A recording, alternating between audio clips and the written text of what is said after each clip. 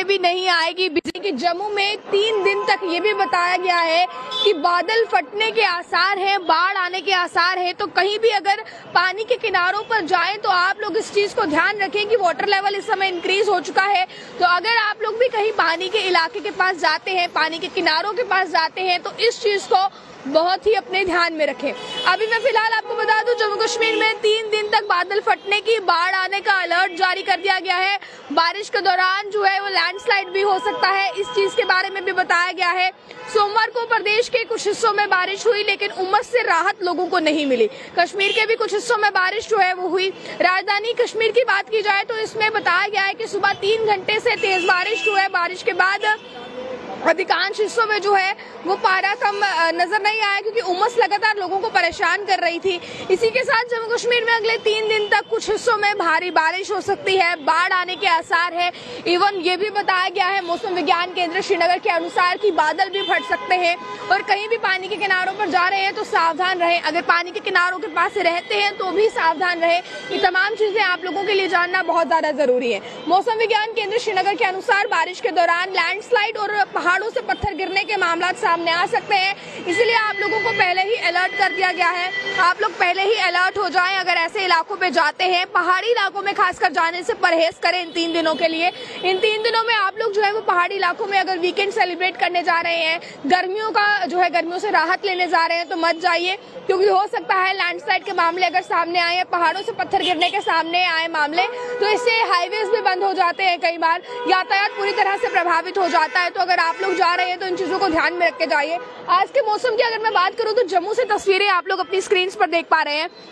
जम्मू में आज जो सुबह का मौसम है, उस मौसम की मैं बात करूं, यहाँ पर किस कदर जो है वो बादल छाए नजर आ रहे हैं। इसी के साथ मौसम विज्ञान केंद्र श्रीनगर के अनुसार बता दिया गया है कि 3 दिनों तक बादल भी फट सकते हैं, बादल फटने के साथ बाढ़ आ सकती है। जो संभावनाएं हैं ये जताई जा रही हैं। आप लोग इन चीजों का बिल्कुल खास ध्यान रखिए। किस किस इलाके से इस खबर को सुन रहे हैं, आपके इलाके में क्या हाल है इस समय मौसम का, वो भी बताइएगा। तो चलिए, ये रही बात अभी फिलहाल मौसम के हवाले से। अब बात कर लेते हैं पावर शटडाउन की। किन किन इलाकों में बिजली बंद रहने वाली है 3 दिनों तक। 6, 7 और 8 तारीख को जिन जिन इलाकों में बिजली बंद रहेगी, जिन जिन मार्केट्स में लोगों के घरों में बिजली नहीं आएगी, उनके बारे में भी मैं आपको बता दूं। देखिए, कठुआ के बारे में बताया गया है, जेपीडीसीएल ने इन्फॉर्म किया है। Kathua has informed that the power supply to Nandpur 2 and its adjoining areas will remain affected August 6 and 8, यानी कि 6 और 8 तारीख को बताया गया है। सुबह 6 से लेकर सुबह के 10 बजे तक बिजली नहीं आएगी, यानी कि 6 तारीख को भी बिजली नहीं आनी है। इसी के साथ साथ आगे की मैं बात करूं तो 8 तारीख को भी बिजली नहीं आनी है, और ये 6 से 10 का कट है, यानी कि लगभग 4 से 5 घंटे का कट है। डोडा के बारे में पूछ रहे हैं आजाद जी, आप जरूर मेंशन कीजिए कि आपको पावर शटडाउन के बारे में पूछना है या आपको वेदर अपडेट के बारे में पूछना है। आजाद जी ये भी बता रहे हैं कि बारिश नहीं है, तो शायद उन्होंने डोडा को इसीलिए मेंशन किया है कि डोडा में बारिश नहीं हो रही है।